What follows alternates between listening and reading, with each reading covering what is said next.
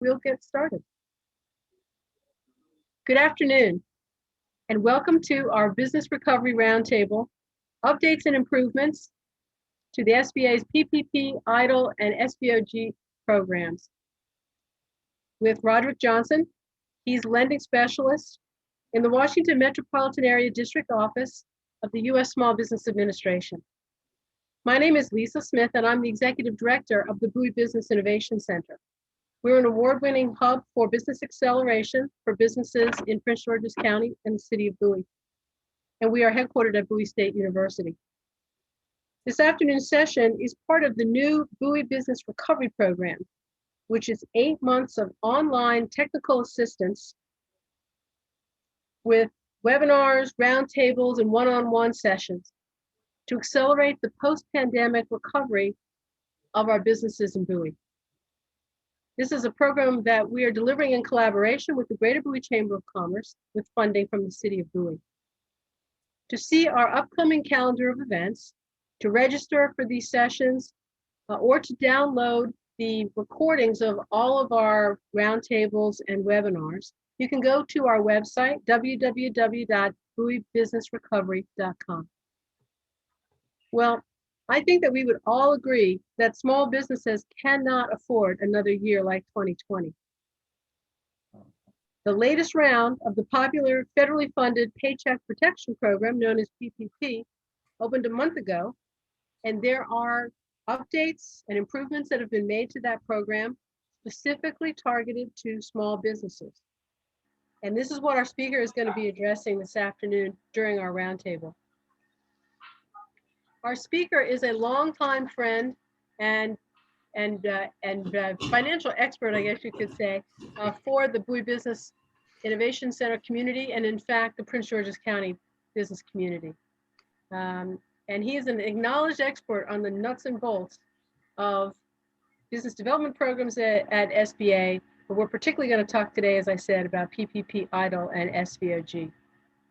And he is going to be able to give you some very current information because a lot of the improvements to these programs are happening in real time.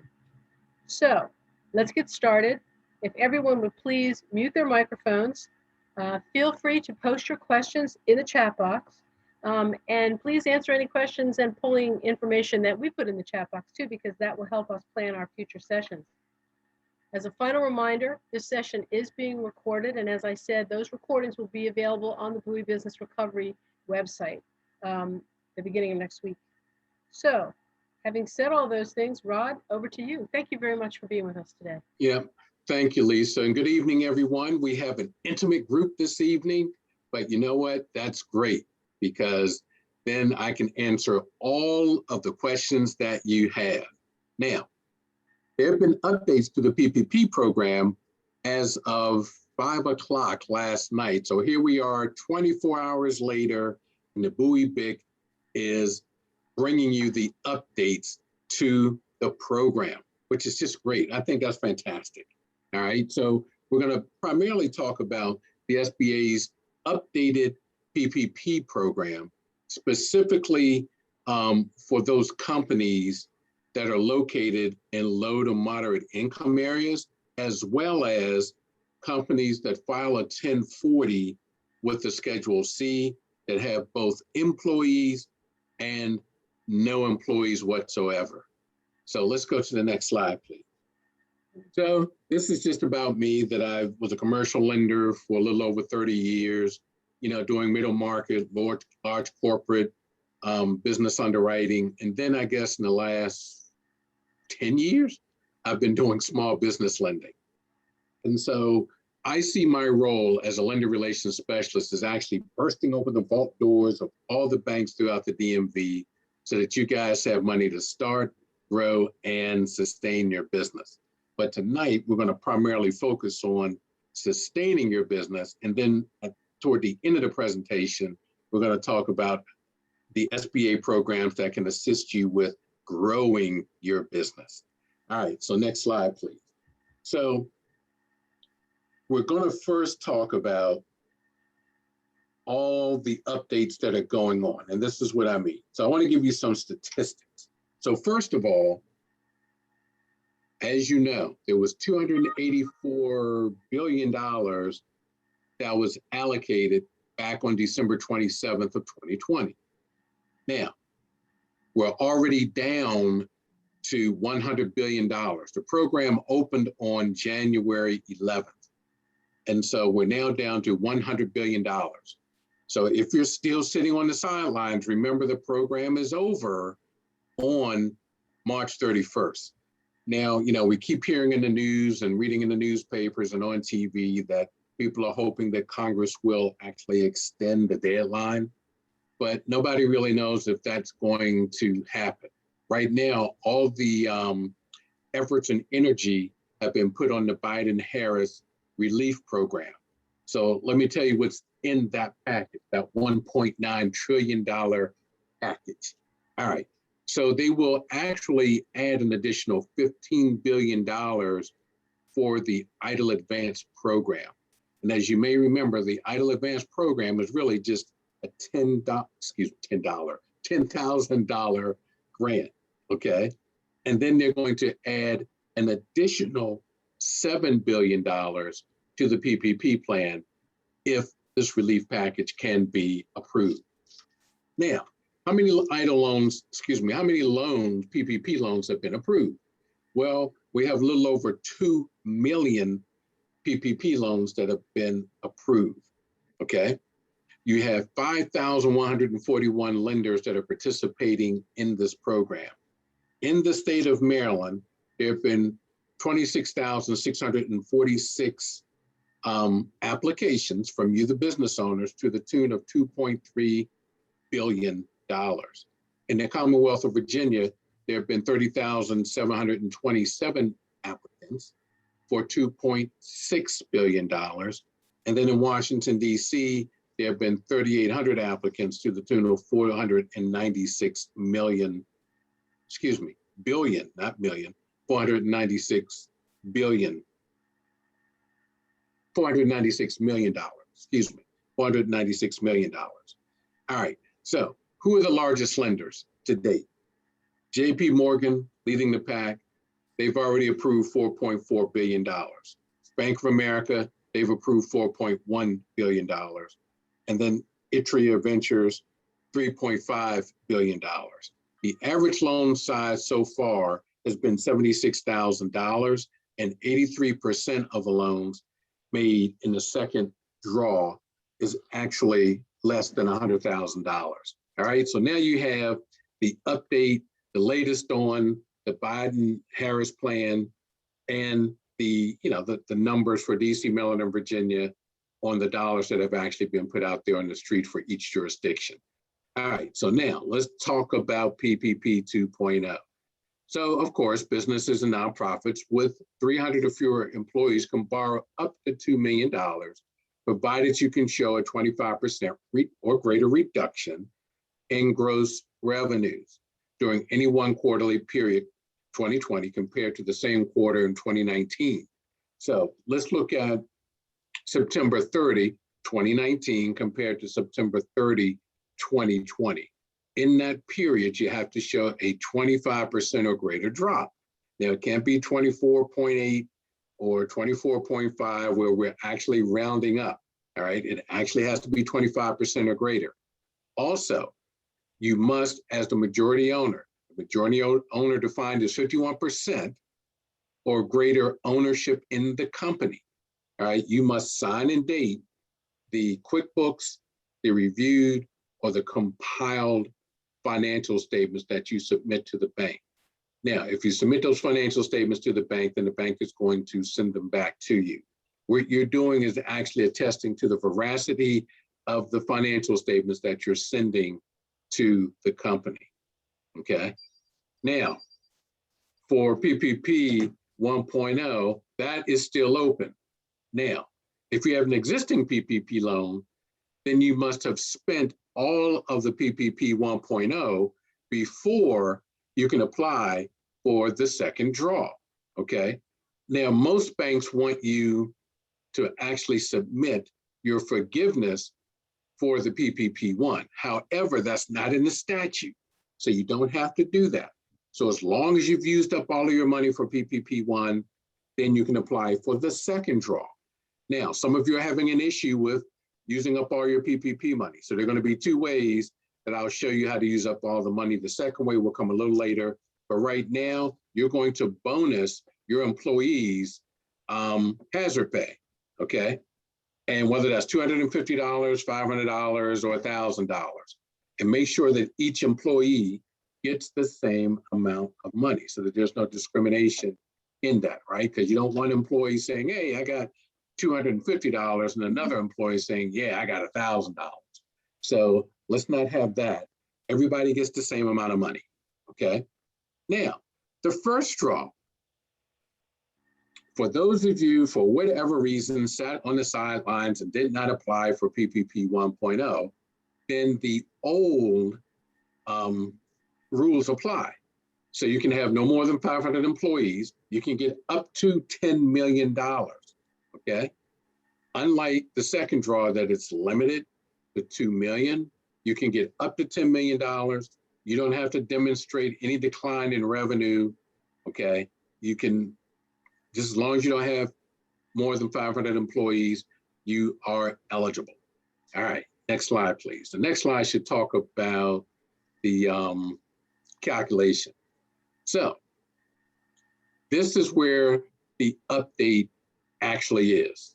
So right now, you'll see that it's 2.5 times your average payroll in 2019 or 2020. That remains the same. Here's the difference. If self-employed, and this is what we mean by that, 1099 NEC, sole proprietorship, single member LLC. We're here, and the slides will be updated next week because frankly, we just got the updates at 5 last night, and we're doing this 24 hours later. So we'll update the slides, for next week. But it says here, line 31 on the Schedule C divided by 12 times 2.5 for either 2019 or 2020. All right. Now, under the new guidelines, you can still use this calculation, or you can use gross income, which is line 7 on the Schedule C, okay?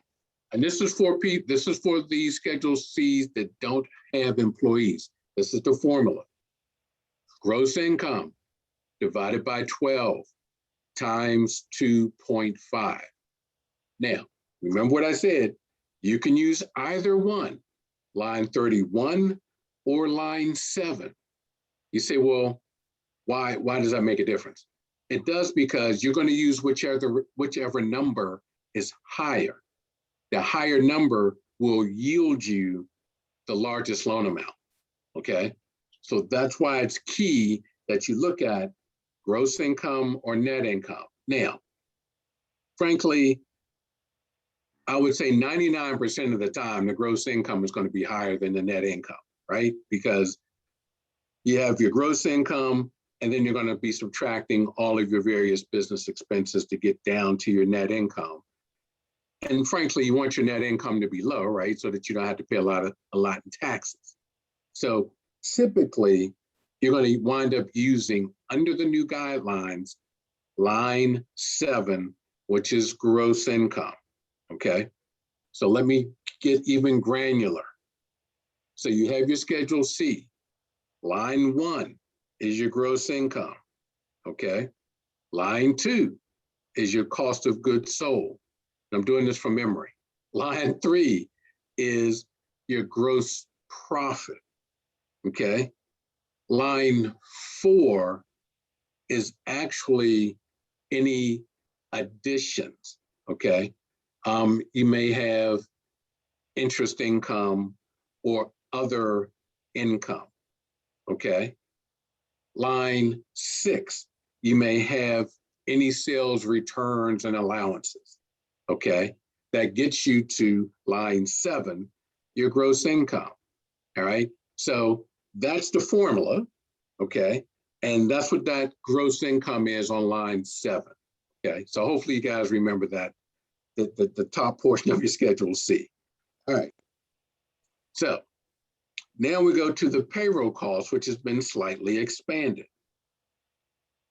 It's the same as before, gross pay for US residents up to $100,000 for the year, plus the employer's share of the insurance, which includes health, dental, vision.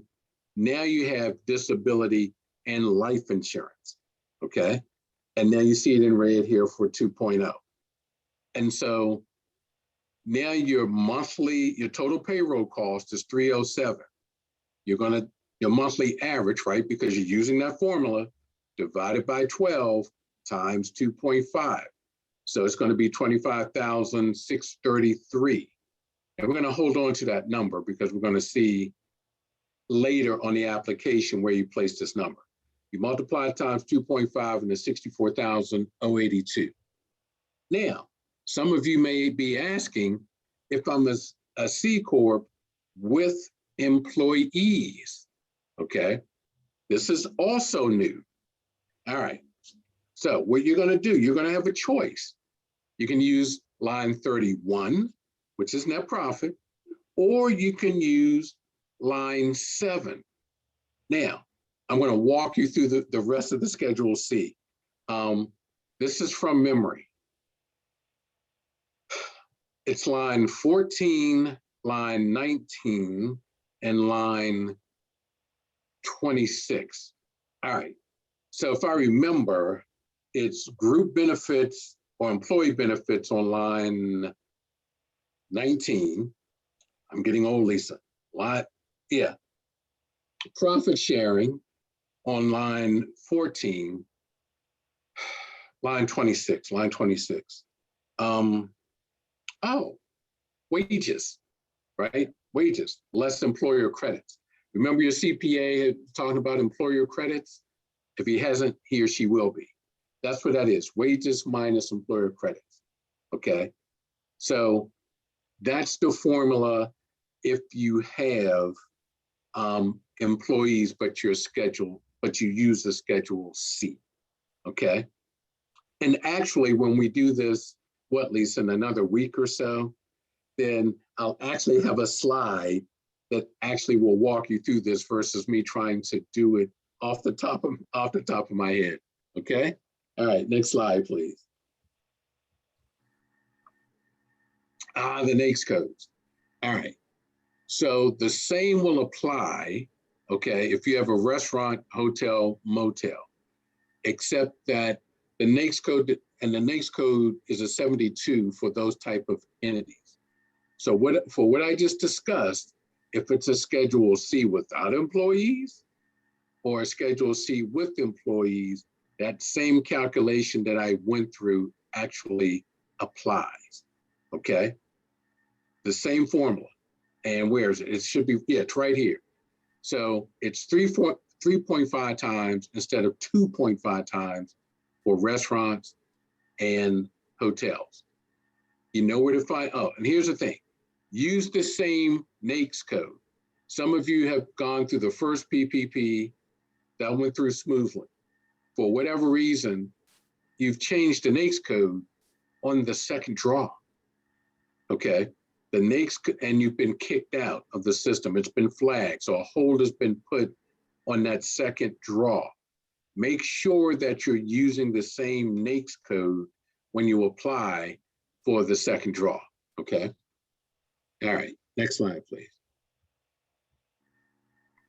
All right, so remember I said I was going to show you 2 ways to use up all the money. So here's the second way. So non-payroll expenses, which is that 40%, remember, 60% has to be used for payroll, the other 40% for business expenses, right? So let's review. Rent, lease, interest on the commercial mortgage, the Comcast bill in the business name, the cell phone in the business name, the landline in the business name. Did I say gas, water, and electric? All right. Now, you have 4 more categories of expenses. So now, if you need to purchase that QuickBooks software, PPP money can be used for that. If you need to purchase the CRM Salesforce Pro, you can now use PPP money for that. If you need an inventory tracking system, you can now use PPP money for that. All right, worker protection expenses. So now as an employer, if you're paying for your employees to get COVID-19 testing, you can use PPP money for that, for the face mask, the gloves, the new outdoor space, the drive-through, any of those expenses that you have incurred, then you can also use PPP money for that. Property damage, for the vandalism, public disturbances, or looting, for those costs that your insurance company doesn't cover, then actually you can use PPP money for that. And if you need to restock your shelves with inventory, you can use PPP money for that. So now you have two ways.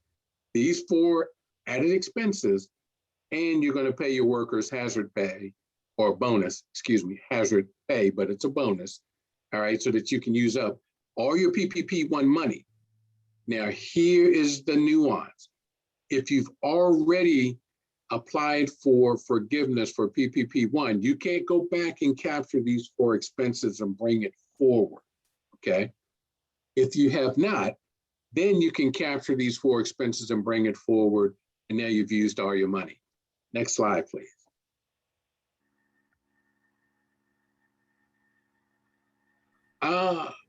The forgiveness forms. So if you recall, you had the 3508 short form.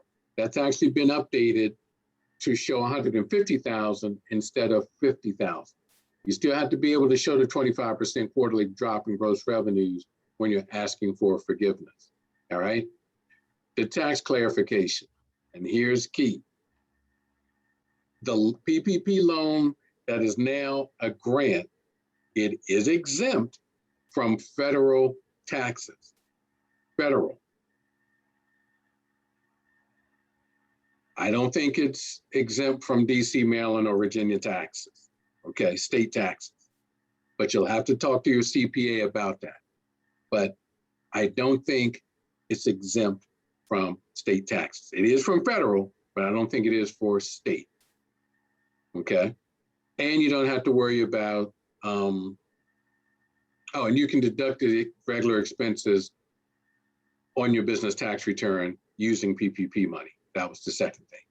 All right, next slide, please. And we can go to the next one. Go to the next slide. Targeted loans, because this is what's important. $40 billion, okay? It's going to be on a first come, first served basis under both PPP and EIDL. So you've heard about the businesses with 10 or fewer employees located in low to moderate income areas who never received the PPP loan. That $15 billion has been set aside. Businesses with 10 or fewer employees located in low to moderate income areas who did get the PPP loan and now want to get a second draw, $25 billion has been set aside for that.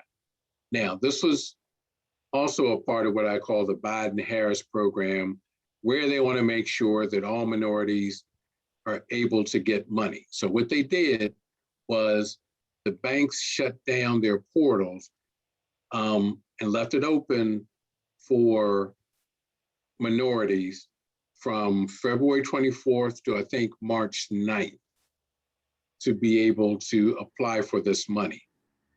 Now, you have to go to CDFIs, an industrial bank, a WACF, Latino Economic Development Corp, City First Bank, okay? Some of your microloan intermediaries, who am I thinking about? Life Asset, okay? That's where you go to actually get this money. The maximum loan amount is $250,000, okay? It's $250,000.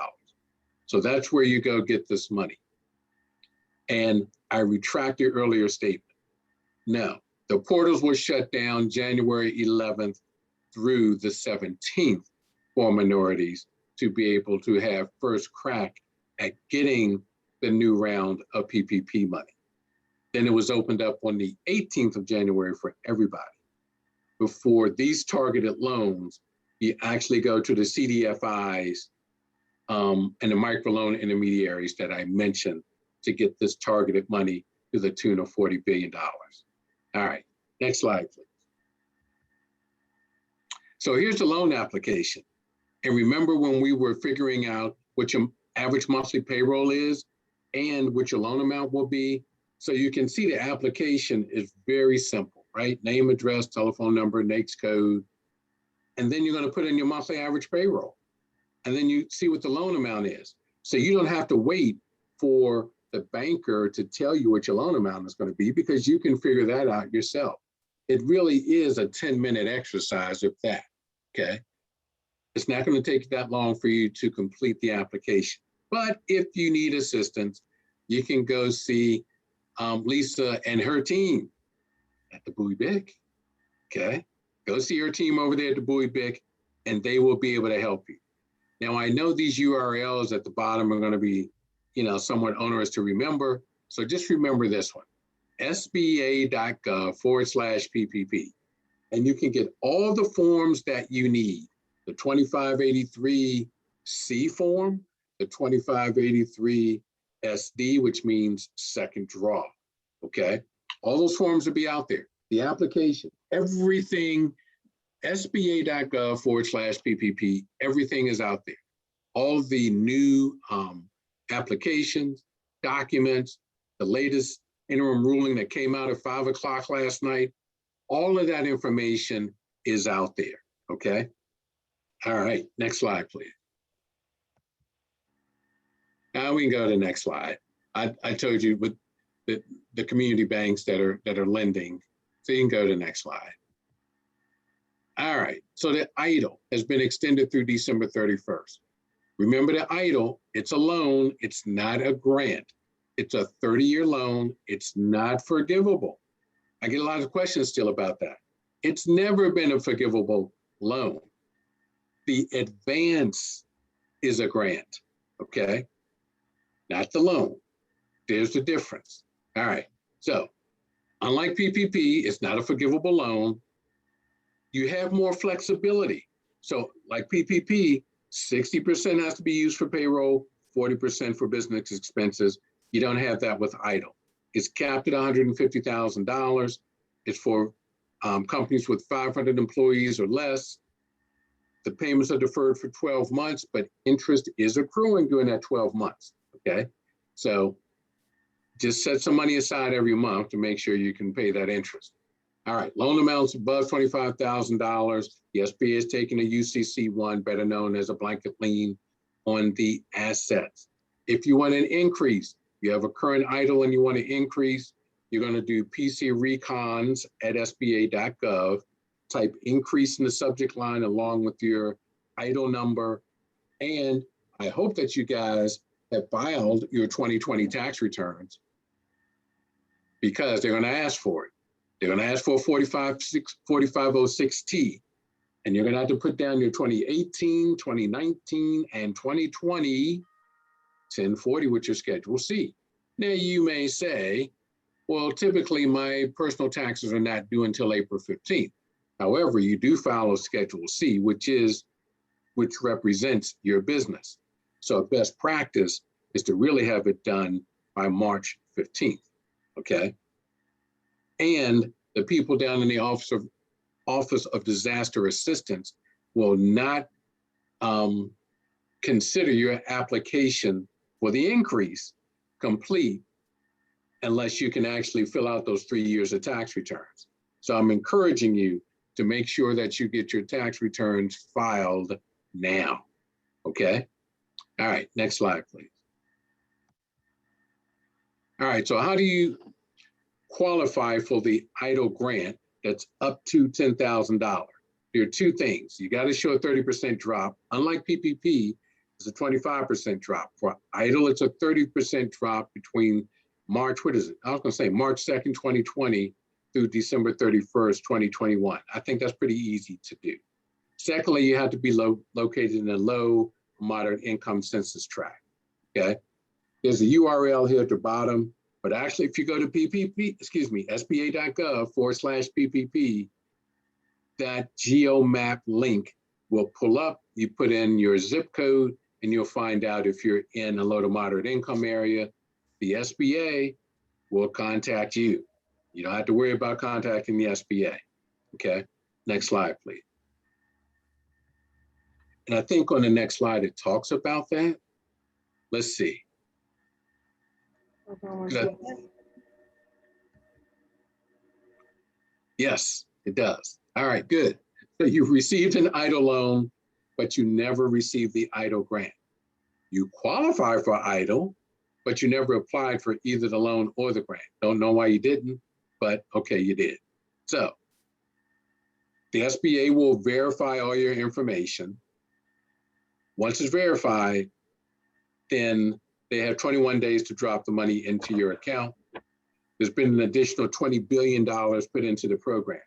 Remember, at the top of the program, I said if the Biden plan rescue plan gets approved, they're going to drop another $15 billion into the program. Okay. So remember also that this is a non-taxable event for you. The EIDL grant is a non-taxable event. Okay. Just want to make sure you understand that. All right. Next slide, please. So there's the emergency. Is that going to talk about the emergency? No. All right. So we got the debt relief. So there's been a slight change in the debt relief. If you've heard me before, you said for the 504-7A or microloans, there's going to be 6 months.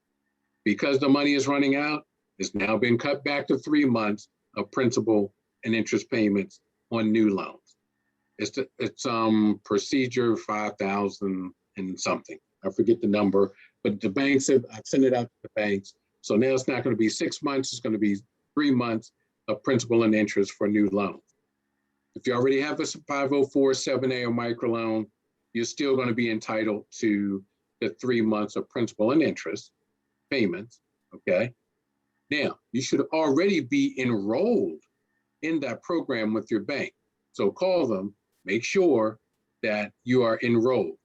And what's more important, the payments that the SBA is making on your behalf is also a non-taxable event. Because I received that question yesterday at about 4 o'clock, and they wanted to know, was it a taxable event? Actually, it was from a CPA calling on behalf of his client. And I said, nope, it's a non-taxable event. And so we were talking about the entries that you make, on the financial statements to reflect that. And I said, no, it doesn't show on the borrower's financial statements because the borrower, the borrower, you're not the ones receiving the funds. And I think you should know this as the business owner. You're not receiving the funds. The funds are going directly from the SBA to the bank, okay? Not from the SBA to you. That's why I said the SBA is making the payments on your behalf. That's the reason why it's not a taxable event, because you're not getting the money. The bank is, okay? So I wanted to make sure that you guys understand that, because I'm sure that question will come up again. All right, next slide, please. We've talked about this. Go ahead to the next slide. So the SVOG, let me say this. I think it's tomorrow. I think it's tomorrow that is actually happening, that there's going to be guidance on this program, okay? From what I recall, it's going to be tomorrow. So I'm going to be staying tuned all day tomorrow because people keep asking about this program. But here's the top line view. Live event operators, movie theaters, concert halls, jazz clubs, Broadway play venues, comedy clubs, venues that charge ticket admissions are the ones that qualify for this program. You have to have been operational on February 29, 2020 with less than 500 full-time employees, and you experience a 25% reduction in the revenues. Well, we know since Blues Alley's been closed, right, that they've experienced more than a 25% reduction. We know that most museums that have been closed have experienced more than a 25% reduction. So they're going to, really qualify for this as long as they did not receive a PPP loan after December 26, 2020, okay? Now, the use of this money is the same as the regular PPP. The same guidelines are there. 60% payroll, 40% for the expenses, and you can include marketing, ads, staging, and other events related other event expenses, okay, to put in a show on. Now, there will be a supplemental grant that'll be 50% of the 45% grant that you received initially, okay? But stay tuned tomorrow. There's going to be more to come on this SVOG. All right, next slide, please. Now, here, if you wanted to read the 5,600 pages of the legislation, what I've done is giving you page numbers with the topic, okay? So if for some reason you can't get to sleep tonight, then, I've given you the pages where you can go find the PPP tax treatment and, the definitions of group insurance for PPP, all right? So you have it right here. I'll give you a clue though. It's in section 300 of the 5,600 page bill, okay? It's in section 300. That I can tell you because I unfortunately read through section 300. All right, next slide, please. And so you have the BUI-BIC where, you have the SBDCs, the VBOCs, SCORE, the chambers. Now, don't call me. Do not call me about EIDL. Disaster customer service at SBA.gov. And you have the 800 number. I do not have anyone in the Office of Disaster Assistance that I know anymore. My old supervisor, when I would call her and say, I need a favor, she has now moved to a chief of staff position within the SBA. And so I have no one that can do me a favor and look up the status of your EIDL advance or loan. So now you have to use the email address or the 800 number, okay? Now, if you're having issues with the processing of your PPP, don't call me. Call your bank. Now, there are hold codes that are being put on some of your loans because of some of the common mistakes. Like one I mentioned earlier was the NAICS code. The second one is you're putting your personal checking account instead of your business checking account. The third one is some of you guys don't know the name of your business. So Rod Johnson Associates, Inc. is the formal name that's on the certificate of good standing and your articles, not Rod Johnson and Associates, okay? That may be the one you use, but that's not the formal name. And so the SBA system is catching it and putting a hold code on it. So make sure that everything lines up. Business name, NAICS code, you're using your business account, okay? That's important. And the NAICS code, please make sure that the digits match because some of you are 1 or 2 digits off at the end, okay? So that's also important. So I just wanted to give you that bit of advice because some of you are experiencing slower processing times, and that's because of the hold codes for some of the mistakes that are coming in. Make sure when you submit the PPP application, that is correct. You can call up Lisa and have her look it over for you. And make sure it's correct, okay? But yeah, let's make sure it's correct before you send it in because we want to get it processed as soon as we can because right now we have $100 billion left and the money's going. I don't think it's going to last, honestly, until March 31st. So let's get your applications in correctly. Next slide, please. If you see anything from SBA or Treasury.com, please don't click on it. It's SBA or Treasury.gov. Anything else is a scam, okay? I've already told you about SCORE PPP, not SCORE, SBA.gov/PPP. That's where you'll get everything, okay? That's really where you will receive everything. All right, next slide, please. That should be the end. Oh, this gives you the breakdown, actually, which I've given you already. So you have the low-income communities where you have the PPP set aside at $40 billion. You have $20 billion for the targeted EIDL. You have another $20 billion for the emergency EIDL. You have $15 billion for the shuttered SVOB grant. You have 3.5 billion for the debt relief. That's actually the money that's being used to make the payments on your behalf. And then the SBA lending enhancements, that's money that's being set aside because now, if you go get a new SBA 7A 504 microloan, as a borrower, you don't have to pay an SBA fee, and neither does the bank. So that's what this budget breakdown is all about. So that should be the end. Next slide, please. Yep, that's the end. So now we can take your questions. Okay, Crystal, what do we have in the chat box? You have questions? Here's one. I believe I'm eligible for SVOG grant. First 14 days due to revenue loss. I was waiting to apply for that, not second PPP. The SVOG would be 100% more for me than PPP.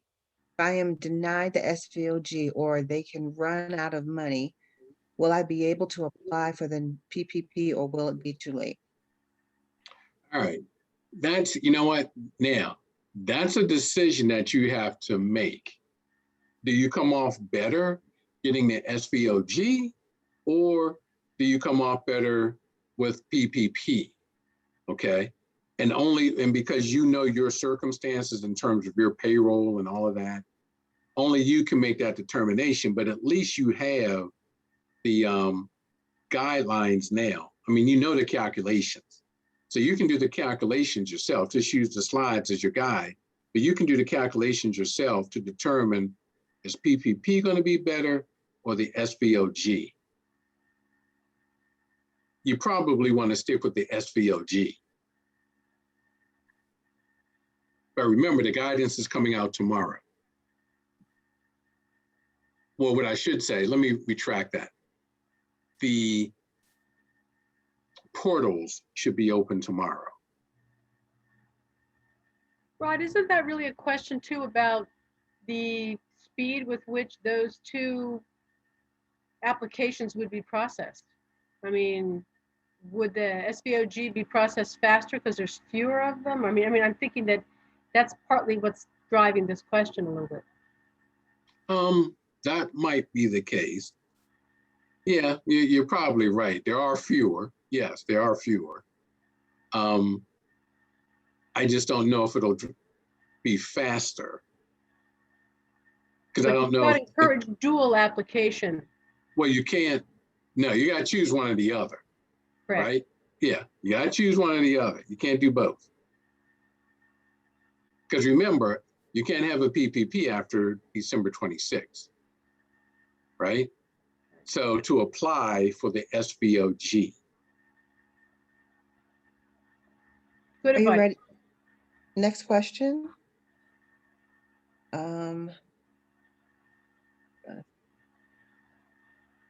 As a self-employed small business contractor with 2 1099 employees, can I qualify for the PPP? Well, forget about the 1099s. They're not your employees. They're 1099s. So, excuse me. Yes, you can.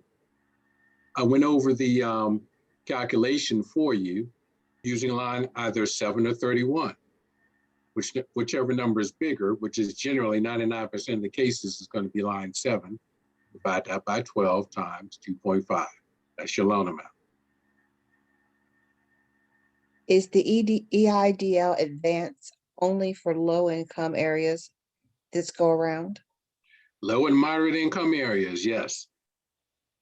We're being very targeted about it. If we already filed for PPP and we still review with you to ensure it was correct, are there opportunities to make changes? That's why you're going to see Lisa.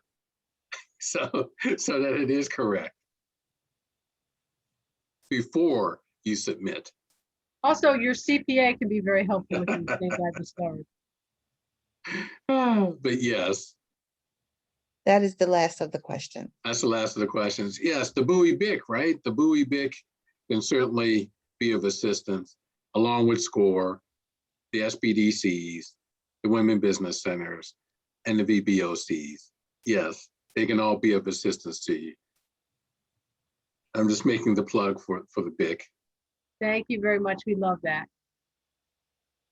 That's, wow, that's all of the questions? All right, so I want to go over if you have your Schedule C, okay, because I want to make sure you guys get this. So if you're Schedule C and you have employees, you get to choose whether you're going to use line 31, okay? Now, if you decide to use line 7, then you're going to subtract line 14, which is your employee benefit program. You're going to subtract line 19, which is the pension and profit sharing plan. And you're going to subtract line 26, which is the wages less your employment credit, okay? Divide that number by 12 times 2.5. So I wanted to make sure for those of you that file a Schedule C where you have actual W-2 employees, okay, not 1099s, but actual W-2 employees, that you know the formula, okay? Rod, I have another question. Yes. My primary banking relationship where I do most of my business is in a national bank, but I have a secondary account with Industrial Bank. Does it matter which one I apply for PPP 2.0? Where did you apply for 1.0? It does not say. Oh, I would use the same bank that you applied for the PPP 1.0 because they already have a lot of your information on file.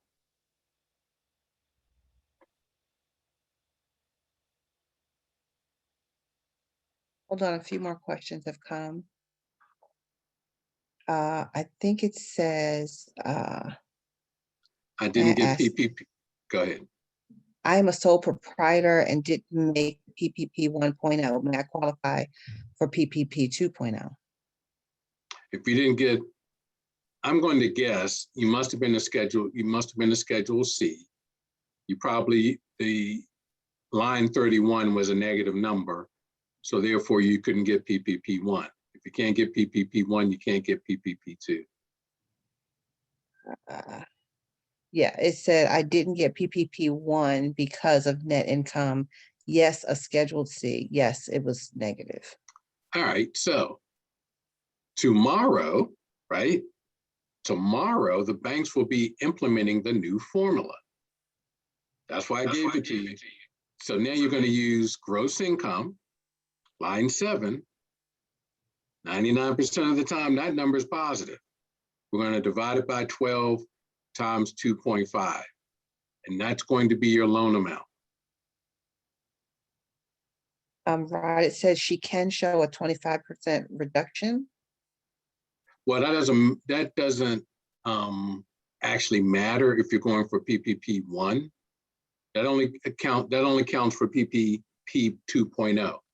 So in her case, under the new rules that the banks are going to be implementing tomorrow, you're going to take line 7, your gross income, divided by 12 times 2.5. See, that's why if you heard me in the beginning, I said now you have a choice. You can use line 7 or line 31, but typically line 7 is going to be the larger number, because if you've had a lot of expenses, you could wind up with a loss on line 31 for your Schedule C, which under the old rules would have knocked you out from getting a PPP. But as of tomorrow, when the banks implement the new rule that I just gave you, where you can use line 7, again, it's gross income divided by 12 times 2.5. Now you'll be eligible. Now, here's the thing. All right, so now you'll be eligible for PPP 1. Now, you want to use up that money as much as possible, okay? So what I'm going to assume is that you're going to use that money to pay yourself. And if you do that, just make sure I will put the PPP money in another account, write myself a check off of that account, deposit it into my checking account, personal checking account, so that when you go for forgiveness, then you have your documentation, okay? You'll have the canceled check, you'll have the, you'll have the bank statement that the check came out of, and you'll have your personal account bank statement. So when you put that all together, you'll be able to get 100% forgiveness. So see, I'm taking you through the whole process, and then now you can apply for PPP 2.0.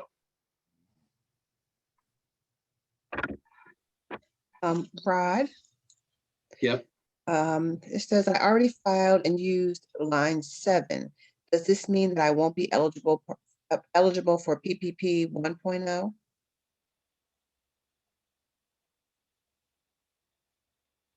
And the second part to that says, I will call Bank of America. Thought we were already able to use line 7 from Schedule C. No, that's only as of tomorrow. So will they need to start over? So the ruling came out yesterday. This is brand new. The ruling came out yesterday.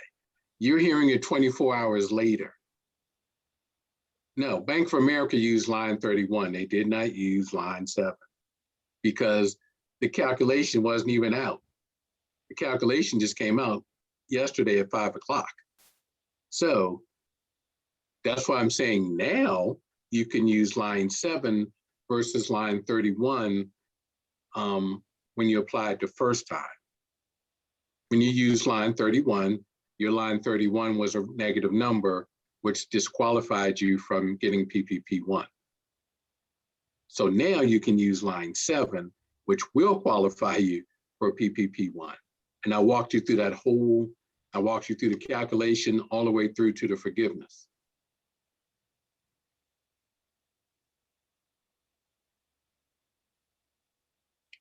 That's all I have. Okay, so yes, in bank, you said you're going to call Bank of America tomorrow. They'll be aware of it because tomorrow is when the banks actually implement the new formula. Now, I guess when we do this a week from now, then I'll have the new slides for you that will actually walk you, it'll walk you through the calculation. Just like the quote, these old slides did, the new slides will actually walk you through the calculation that I've just gone through verbally with you today. We just haven't, our PR people at the SBA haven't had a chance to put together a new slide deck yet. Okay, that's it, Crystal? Yes, it is. Okay. Well, that's good. Rod, thank you very much. I mean, the more you hear about this, the more you need to hear about this, I guess is kind of what I would say. I would encourage our participants tonight, if they would like copies of these slides, if they don't have them already, they can leave a note in the chat box and Crystal will send them out, or they can write directly to her, crystal.clark@buoybic.com, and she will see that they get them.